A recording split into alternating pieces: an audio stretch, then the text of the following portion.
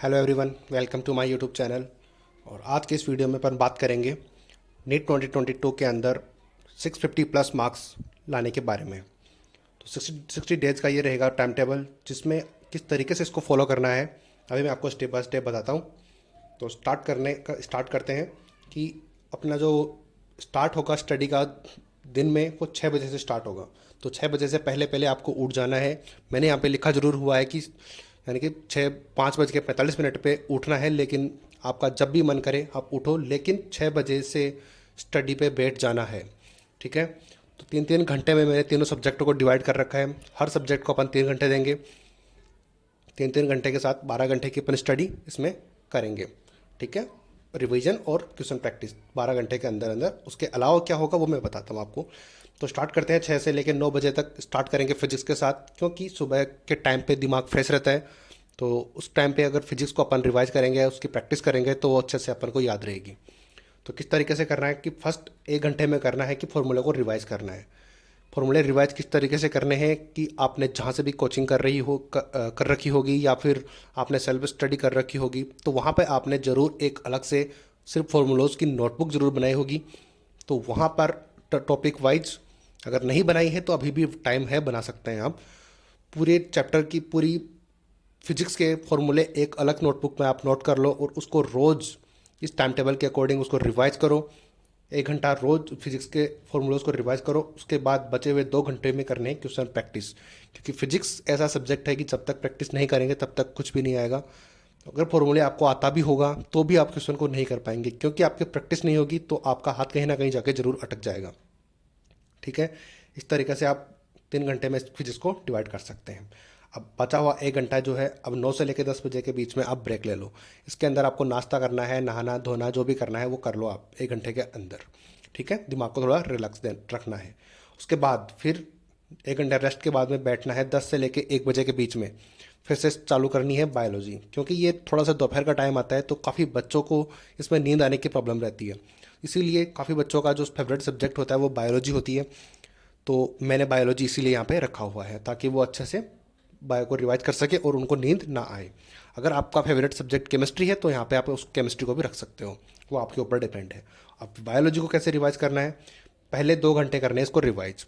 2 घंटे इसलिए रखें क्योंकि बायोलॉजी में ज़्यादा प्रैक्टिस करने के लिए कुछ होता नहीं है। अगर चीज़ें आपको याद हैं तो आप आसानी से क्वेश्चन लगा लोगे, अगर नहीं याद है तो कुछ नहीं कर पाओगे, वहाँ पे कोई लॉजिक काम नहीं करता है। तो 2 घंटे आपको रिवाइज करना है बायोलॉजी में, और बाकी बचा हुआ 1 घंटे में जो है क्वेश्चन प्रैक्टिस करनी है। और उस 1 घंटे में क्वेश्चन प्रैक्टिस इस टाइप से करनी है कि कम से कम 100 क्वेश्चन आपको लगाने हैं 1 घंटे के अंदर। 100 क्वेश्चन क्यों लगाने हैं, इससे आपकी एक तो स्पीड बढ़ेगी, स्पीड के साथ साथ एक्यूरेसी भी आएगी, और आपको ये भी पता लगेगा कि कहाँ गलतियाँ हो रही हैं। क्योंकि अगर बायोलॉजी में आप ज़्यादा टाइम कंज्यूम करोगे तो फिजिक्स और केमिस्ट्री के लिए आपके पास टाइम नहीं बचेगा पेपर के टाइम पे। तो बायोलॉजी को जितना जल्दी हो सके उसको फिनिश करो। इसीलिए कम से कम 1 घंटे में 100 क्वेश्चन लगाने की कोशिश करो। आई होप कि आपको समझ में आई होगी बात। उसके बाद 1 बजे से लेकर 2 बजे के बीच में खुद को प्रिपेयर करो टेस्ट देने के लिए, क्योंकि 2 से लेकर 5:20 तक अपना नीट का यही टाइमिंग है।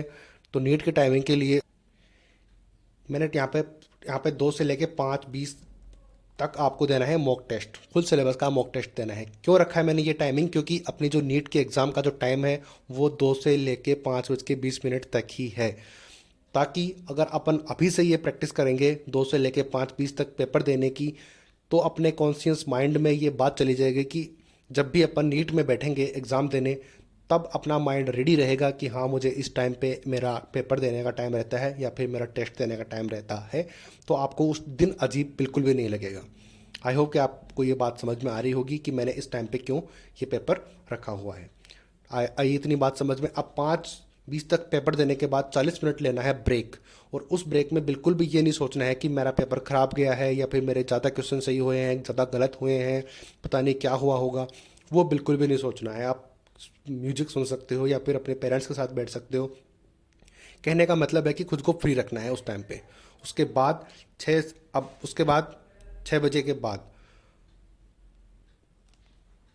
6 से लेके 8 बजे तक आपको फिर पढ़ने के लिए बैठना है केमिस्ट्री, क्योंकि ये अपना बचा हुआ था तो ये पढ़ने के लिए फिर से आपको बैठना होगा। और इसमें होते हैं 3 पार्ट होते हैं केमिस्ट्री में। एक तो ऑर्गेनिक, एक इनऑर्गेनिक और एक होता है फिजिकल केमिस्ट्री।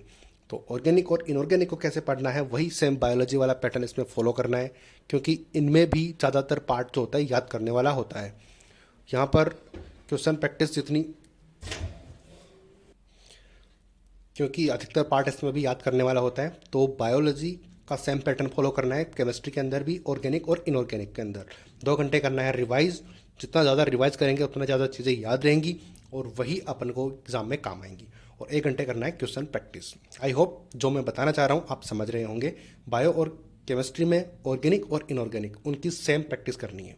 अब रही बात फिजिकल केमिस्ट्री की, तो फिजिकल केमिस्ट्री में फिजिक्स वाला फॉर्मूला अपनाना है, क्योंकि 1 घंटे में रिवाइज करना है और बाकी बचे हुए 2 घंटे में करनी है क्वेश्चन प्रैक्टिस। क्योंकि सेम फिजिकल केमिस्ट्री भी फिजिक्स की तरह ही होती है, जितनी ज़्यादा प्रैक्टिस आप करेंगे उतना ज़्यादा आपका हाथ परफेक्ट होगा और उतने ज़्यादा आप क्वेश्चन लगा पाएंगे।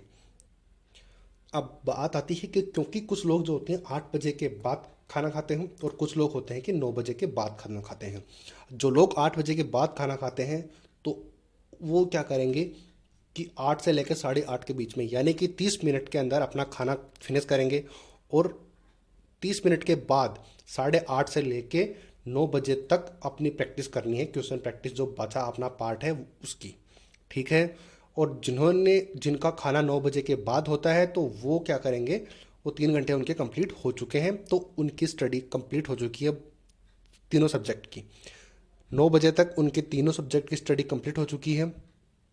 आई होप कि आपको ये बात समझ आई होगी। अब बचे हुए रात के टाइम पे डिनर वगैरह सब कुछ कर रखा है आपने, और उसके बाद अगर जिनकी स्टडी 9 बजे के खाना 9 बजे के बाद होता है तो 9:30 तक अपना खाना ख़त्म करने के बाद आप करने जाएंगे रात को, जब भी आप पढ़ने जाओ, यानी कि 10 बजे करीब पढ़ने बैठ जाओ आप। 10 बजे के बाद आपको करना है पेपर को एनालाइज, कि जो भी गलत हुआ है उसको उसी नाइट कंप्लीट करो और फिर सोने जाओ। कहने का मतलब ये है कि पेपर को एनालाइज करो और वो गलतियां देखो कि कहाँ आपने गलत क्वेश्चन किया है। जहाँ जो भी आपने गलत किया है तीनों सब्जेक्ट में से, तो वहाँ उस टॉपिक पे जाओ, उसको कंप्लीट करो और उसकी थोड़ी बहुत प्रैक्टिस भी करो। लेकिन कहने का मतलब ये है कि उस टॉपिक को इस तरीके से करो वापस कंप्लीट, कि अगर दोबारा वो क्वेश्चन आपको कहीं दिखे उस टाइप का तो वो दोबारा गलत नहीं होना चाहिए। क्योंकि अपना मेन टारगेट पेपर देना नहीं है, पेपर में क्या गलतियाँ हुई उनको सीखना है। समझ पा रहे हो इस बात को?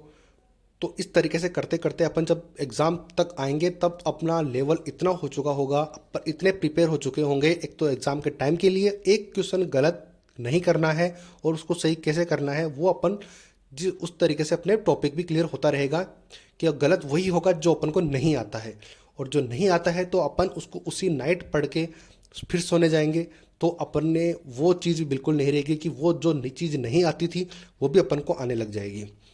आई होप कि आप समझ पा रहे होंगे इस बात को मेरी को। और अगर आपको ये टाइम टेबल थोड़ा सा भी पसंद आया हो तो प्लीज़ कमेंट सेक्शन में ज़रूर बताना। और एक बात और कि यहाँ इस चैनल के ऊपर अब मैं यहाँ से रोज़ एक वीडियो डालूंगा छोटी सी 5 या 6 मिनट की, उसमें तीनों सब्जेक्ट में से जो जो हार्ड टॉपिक लगते हैं या फिर वो टॉपिक जहाँ से 100% क्वेश्चन आता है वो टॉपिक मैं रोज़ वीडियो बनाऊँगा और ये इस पर अपलोड करूँगा। तो अगर तो आप में से जो भी टॉपिक आपको वीक लगता है उसको यहाँ से देखो, क्योंकि छोटे छोटे वीडियो इसलिए क्योंकि टाइम ज़्यादा अपने पास है नहीं, फालतू में बड़े बड़े लेक्चर देके टाइम वेस्ट करने से कोई फ़ायदा नहीं है। आई होप कि आपको ये बात समझ में आई होगी। तो वीडियो को देखने के लिए थैंक यू सो मच। अगर आपको अच्छा लगा हो तो प्लीज़ सब्सक्राइब करो, शेयर करो उन बच्चों को जिनको इसकी सख्त ज़रूरत है। Thank you so much.